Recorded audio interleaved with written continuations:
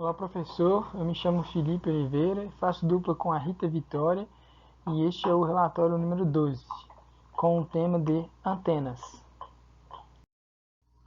Para começar, irei introduzir o conceito de antena.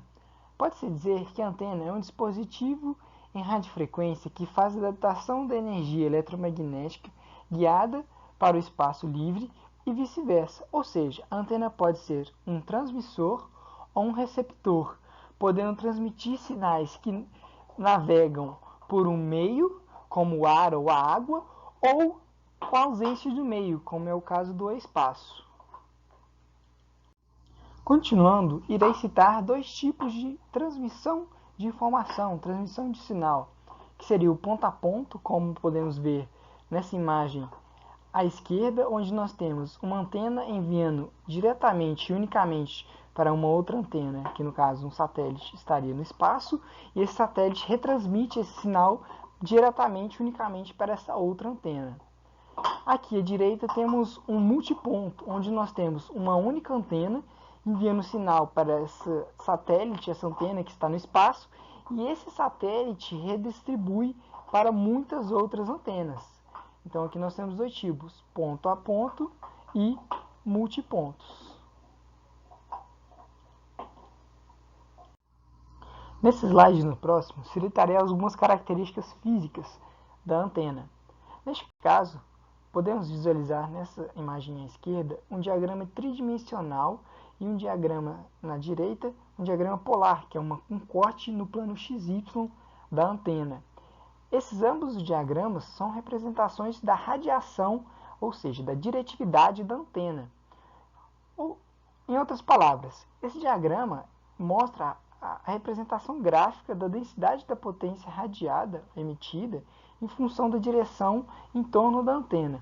Então, se nós temos a antena nesse ponto central aqui, podemos visualizar que nessa direção e nesse sentido aqui, esses dois sentidos, temos uma maior diretividade, ou seja, a potência nessa direção e nesse sentido serão maiores do que nesses aqui que são mais radiais ao sentido principal. E esse valor ele é medido em decibéis. Aqui começamos a introduzir os tipos de antenas. Temos como base uma referência física e matemática a antena isotrópica, em que ela irradia isotropicamente o sinal, ou seja, tem a mesma intensidade independente da direção em que se avalie o percurso do sinal. Já nessa parte de cá, temos a antena omnidirecional. Por que ela é chamada de omnidirecional? Porque se fizermos um corte na vertical aqui nela, no eixo, por exemplo, x e z, verificaremos que ela vai apenas na direção de x e de menos x, por exemplo. Então, por isso que ela é omnidirecional. E se você fizer um corte no plano x e y, você verá um círculo, ou seja, ela vai em todas as direções no plano XY. Continuando, agora temos o que chamamos de os ângulos de meia potência.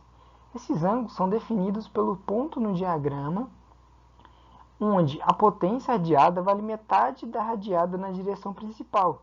Que nesse caso, se olharmos aqui, aqui está a nossa antena, essa daqui é a direção principal, pois é onde temos a maior potência, né? É onde o diagrama chega mais longe.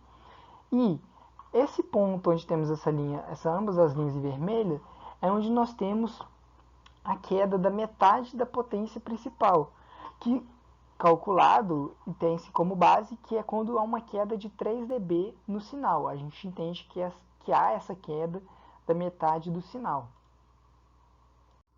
Citando aqui agora outro conceito importante, é a diretividade de uma antena. Esta define a sua capacidade de concentrar a energia radiada numa determinada direção. E usamos como base novamente a antena isotrópica, que é apenas um modelo matemático e físico de uma antena não construída na vida real, apenas um modelo que a gente usa como parâmetro para basear as outras antenas existentes nela, usar ela como um ponto de referência para guiar as outras, onde nós temos o valor dela como 1 E, por exemplo, uma antena omnidirecional, que é o caso dessas outras duas aqui, ela vai ter o valor de, por exemplo, 1,64 dessa daqui. Essa aqui vai ter 3,28 referente a esta daqui. E, no caso, ela é uma antena do tipo dipolo de 0,5 lambda. Essa daqui e essa daqui de 1,25 lambda, que eu vou citar mais à frente o que seria esse a antena tipo dipolo e o que seria o lambda. Nesse slide, irei citar alguns tipos de antenas. Temos primeiramente a de microstrip, ou microlinhas, que é aquela antena comumente usada para roupas, livros, por exemplo, que são apenas uma antena que é um filamento ou uma trilha, né, de uma placa de circuito, algo do tipo, bem pequenininho, ela é bem leve. Temos as antenas lineares, que são, por exemplo, a antena do tipo dipolo ou do tipo anel. As refletoras, que são aquelas antenas bem comumente utilizadas antigamente, que são as antenas parabólicas, ainda utilizadas atualmente. As antenas de tipo lente, que são aquelas antenas que são aquelas encaixadas, por exemplo, no roteador de Wi-Fi, ou aquelas antenas Wi-Fi que a gente encaixa em algum dispositivo para que aquele dispositivo tenha acesso à internet, porque não chega o cabo a ele. E temos por último, mas não menos importante, o conjunto de antenas, que pode ser um conjunto de antenas apenas antenas lineares ou um mix de antenas lente com antenas lineares, com até mesmo microchips, e aí vai do tipo de aplicação que necessita de cada tipo, não é mesmo? O método inclui a montagem e procedimento.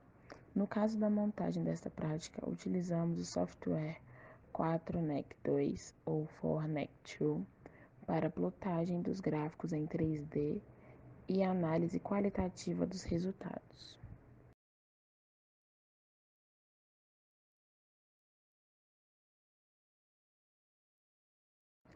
O procedimento se deu da seguinte maneira: após a introdução ao conceito de antenas, utilizaremos o software para simular um dipolo de 1,25 lambda e, a partir dos gráficos gerados, analisaremos os resultados. Considerando que a fonte está posicionada na origem com 1 volt e fixando um D igual a 0,2, temos que, para um dipolo de 1,25 lambda, a relação 1,25 lambda igual a D faz com que o lambda seja igual a 0,16. Sabendo que a frequência é dada pela velocidade dividido por lambda, temos que, no vácuo, essa velocidade é 3 vezes 10 elevado a 8 metros por segundo. Portanto, a frequência obtida é de 1875 MHz. Colocando os dados no software, geramos o gráfico mostrado à direita do slide para um raio de 0,001. O gráfico 3D em cores mostra a maneira como o sinal é transmitido pela antena. Em regiões de cores quentes, temos um forte sinal sendo transmitido naquela direção, e em regiões de cores frias não há nenhum sinal sendo transmitido. O eixo Z é um exemplo disso.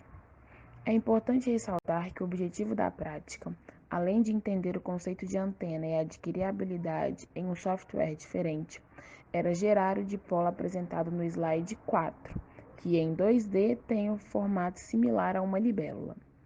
Porém, o resultado não foi tão parecido quanto esperado, devido às limitações do próprio software. Portanto, para se aproximar à configuração original, a que queríamos desde o início, o raio deveria ser reduzido drasticamente, o que compromete o desempenho do software, ou seja, dá erro.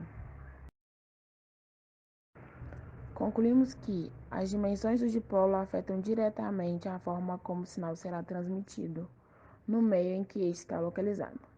Além disso, a transmissão ideal, ou seja, aquela que transmite a mesma quantidade em todas as direções, não é possível de ser atingida no mundo real, sendo tida apenas como referência para o constante desenvolvimento de antenas mais sofisticadas.